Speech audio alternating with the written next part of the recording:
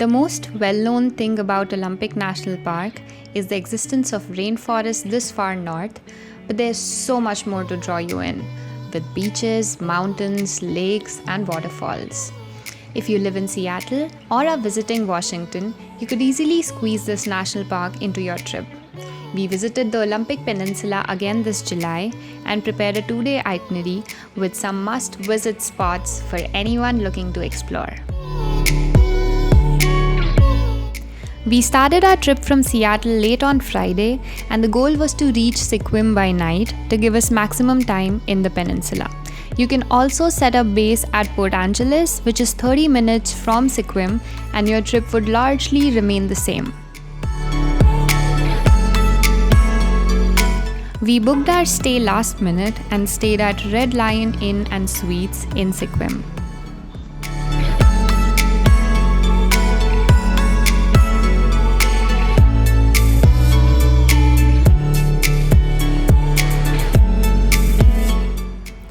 We started our trip on Saturday morning with a lovely brunch at Oak Table Cafe in Sequim.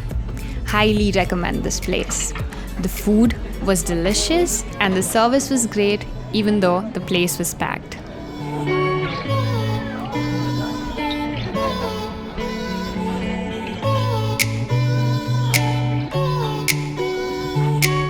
Places within the Olympic Peninsula are quite far apart, so make sure to keep enough driving time between spots. Our first stop on day 1, and possibly the most fun part of our trip, was Olympic Game Farm in Sequim. If you have seen our Deer Park video, you would know that we have tried, and miserably failed, visiting here before.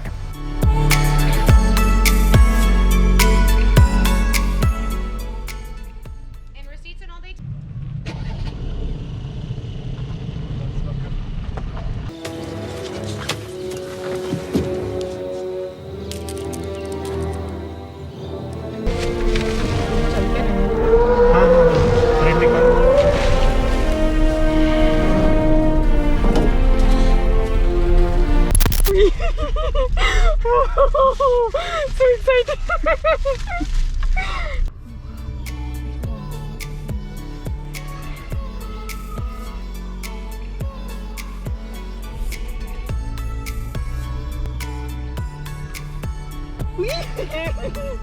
Game Farm is a great way to start your trip in a relaxed fashion and to experience wildlife at your own pace.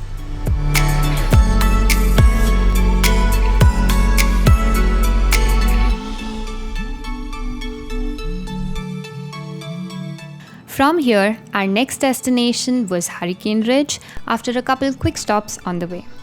There's a Costco at Sequim, so we filled up gas there. Sequim and Port Angeles are the bigger towns of the Olympic Peninsula, so you will find most facilities and even some national chains in these two towns. We planned to camp at Second Beach on this particular trip. To be able to do so, you need to have a wilderness camping permit. We also picked up a bear canister that you can rent for free from the Olympic National Park Wilderness Information Center at Port Angeles. To visit the national park, you need to pay a one-time entry fee. If you visit national parks often, you can also buy the annual pass for some savings. As you drive uphill towards Hurricane Ridge, which sits at an elevation of 5,242 feet above sea level, the view really opens up and you can start to see the mountain range. This is one of the most visited places in Olympic National Park. On a clear day, you can get incredible views of the mountains. The Hurricane Ridge Visitor Center is pretty big and includes a cafe and a souvenir shop.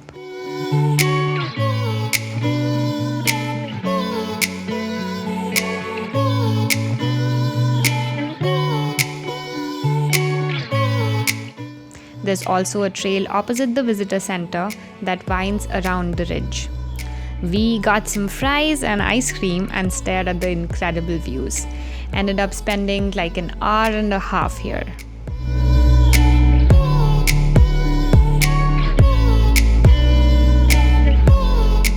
From there, we headed to Second Beach, which is a 2-hour drive.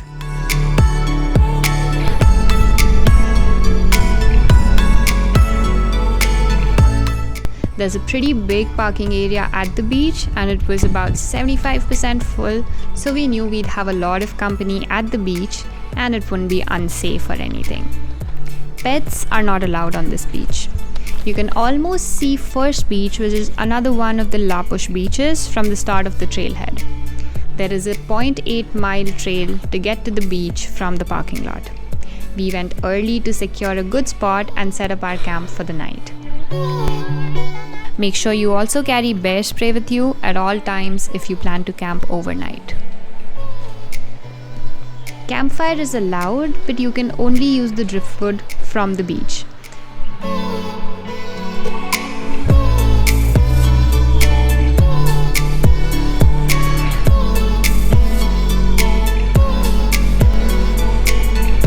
There is a high tide line on the beach made by wet sand. Make sure to keep your tent at a safe distance from that line so the tide does not reach your tent. For sunset, we went to First Beach, which is 5 minutes drive from Second Beach. First Beach had a lot more people. It's much more accessible since there's no hike to get to the beach from the parking lot.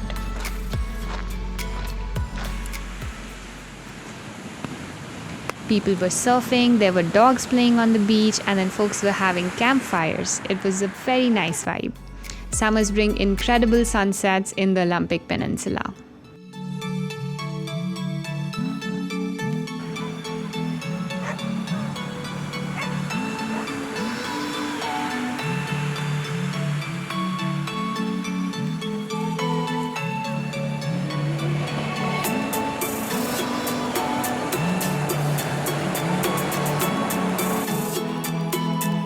We returned to our tent after sunset.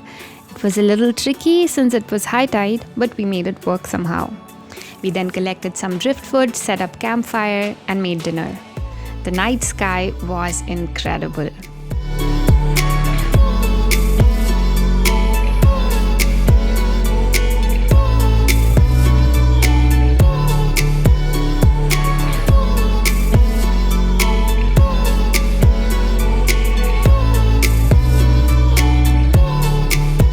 We woke up next morning at low tide, which leaves small tide pools on the beach with the most fascinating sea life.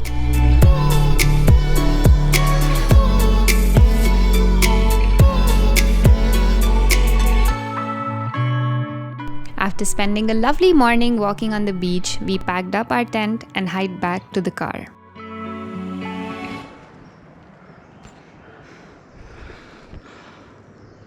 Note to self. Pack less things. Backlight.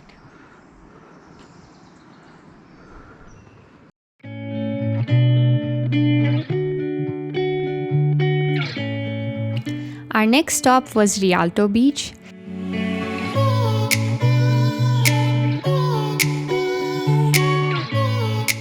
There are proper restrooms at the entrance and the beach begins right beyond the parking lot.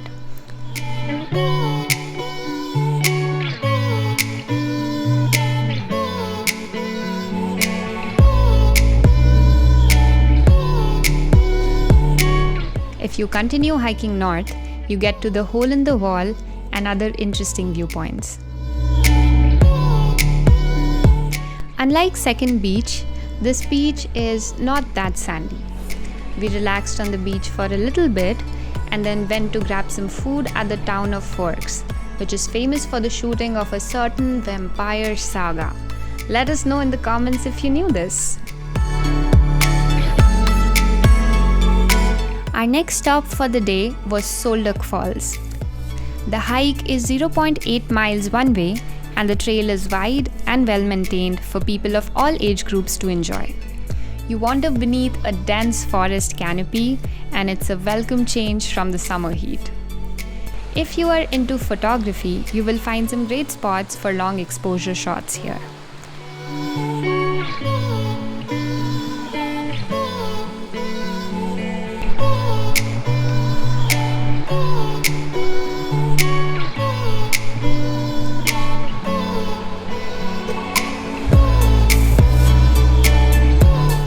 You start hearing the waterfall as you get closer, and it's a pretty spectacular reward for a short hike.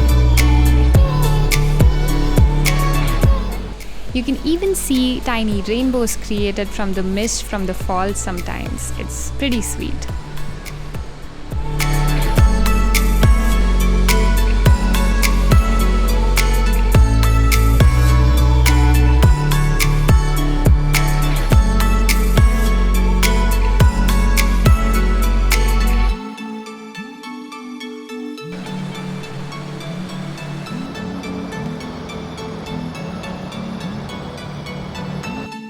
Our last stop of this trip was Lake Crescent.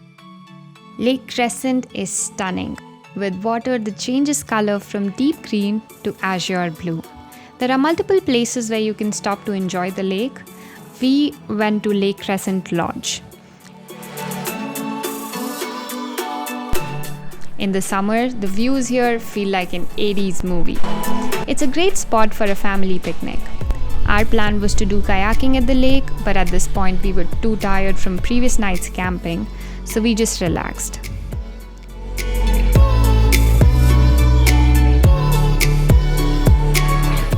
Side note, there are a lot of trails in the area, so if you plan a longer trip, you could dedicate more time to activities around the lake.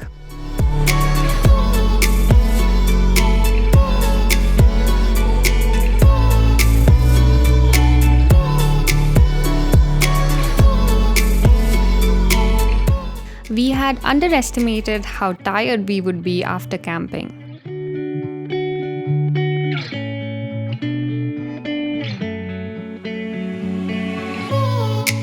So we decided to take the ferry from Kingston to Edmonds instead of driving the whole distance to Seattle. If you want to do the same, make sure to check the ferry timings to make a call as to what would work better.